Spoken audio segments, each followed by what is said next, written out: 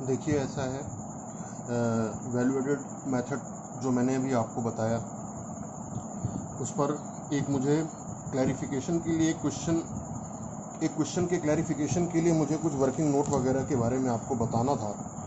और जो मैंने आज सुबह असाइनमेंट दिया था उसमें क्वेश्चन नंबर 15 है। क्वेश्चन नंबर 15 में कुछ नई चीज़ देखने को मिली है। उसका सोल्यूशन जो है बताने से पहले जो है, और उसके आंसर में भी गड़बड़ी है, ठीक है। तो वो मैंने बहुत डेलिबरेटली उसको देखा, उसको देखने के बाद जो है आपको सोचा कि इसको क्लियर कर दूं।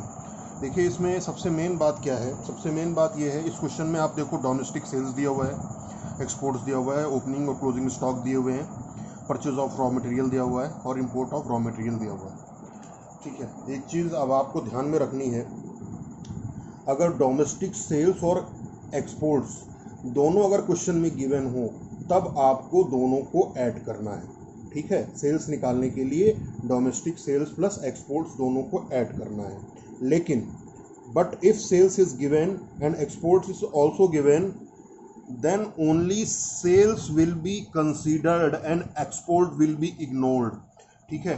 अगर प्रॉब्लम में केवल सेल्स दी हुई है, डोमेस्टिक सेल्स नहीं दी हुई है, केवल सेल्स दी हुई है, तो आपको केवल और केवल सेल्स को कंसीडर करना है और आप वहाँ पर एक्सपोर्ट्स को कंसीडर नहीं करेंगे। अगर डोमेस्टिक सेल दी हुई है तो डोमेस्टिक सेल्स में आप जो है एक्सपोर्ट्स को भी कंसीडर करेंगे, ठीक है। उसके बाद दूसरी बात, if purchase of domestic raw material and import of raw material, ये दोनों दिए हुए हैं, तब इन दोनों को ऐड करेंगे। If purchase of domestic raw material and import of raw material is given, both will be added for getting the value of intermediate consumption, ठीक है। आपको इंटरमीडिएट कंजम्पशन की वैल्यू फाइंड आउट करने के लिए इन दोनों को ऐड करना पड़ेगा। बट अगर परचेज ऑफ रॉ मटेरियल और इंपोर्ट ऑफ रॉ मटेरियल दिया हुआ है क्वेश्चन में, तब आप केवल परचेज ऑफ रॉ मटेरियल को कंसीडर करेंगे और इंपोर्ट ऑफ रॉ मटेरियल को कंसीडर नहीं करेंगे। जैसे इस प्रॉब्लम में आप देखो, इस प्रॉब्लम में आपको क्या करना है, परचेज ऑफ रॉ मटेरियल का ट्रीटमेंट तो होगा लेकिन इंपोर्ट ऑफ रॉ मटेरियल का कोई भी ट्रीटमेंट नहीं होगा, ठीक है। ये आपको समझ में आ गया होगा, ठीक है। यहाँ तक कि यहाँ पर परचेज, अगर यहाँ पर दिया होता इस प्रॉब्लम में purchase of domestic raw material, तो आपको यहाँ इंपोर्ट ऑफ रॉ मटेरियल में purchase of domestic raw material को ऐड करना पड़ेगा, ठीक है। ये आपके समझ में आ गया होगा। और यहाँ डोमेस्टिक सेल्स दी हुई है तो हमने एक्सपोर्ट्स को यहाँ पर ऐड करना पड़ेगा। अब यहाँ पे क्या है, अब इसको देखेंगे हम। एक चीज़ और है, लेकिन अगर एक्सपोर्ट्स जो हैं वो सेल्स से ज़्यादा हों, अगर एक्सपोर्ट्स जो हैं, वैसे ये बहुत मुश्किल से आपको एक केस मिलेगा, फिर भी चर्चा चल रही तो सुन लो।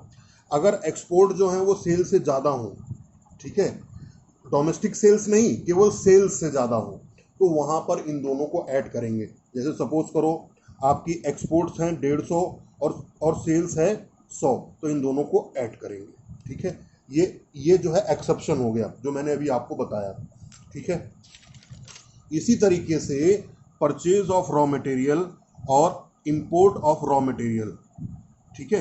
अगर परचेज ऑफ रॉ मटेरियल की वैल्यू कम है और इंपोर्ट ऑफ रॉ मटेरियल की वैल्यू ज़्यादा है, तब इन दोनों को हम ऐड करेंगे आईसी की वैल्यू को फाइंड आउट करने के लिए, ठीक है। दूसरी चीज़ ये है, सबसे बड़ी बात, इस क्वेश्चन का आंसर आएगा 360 इसका आंसर आएगा। और ये प्रॉब्लम सबसे पहले ज्योति को आई थी, ठीक है। तो मैंने ये वीडियो उनके लिए बना दिया है। आप लोग प्लीज़ इसी के हिसाब से इसको न्यूमेरिकल को करो। डोमेस्टिक सेल्स में आप एक्सपोर्ट्स को ऐड करोगे और परचेज ऑफ रॉ मटेरियल की ही वैल्यू को आप मानोगे इंटरमीडिएट कंजम्पशन, और इंपोर्ट ऑफ रॉ मटेरियल को आप उसमें इंक्लूड नहीं करोगे, ठीक है। इतना आप करो और इसके आंसर को फाइंड आउट करो। Okay, thank you.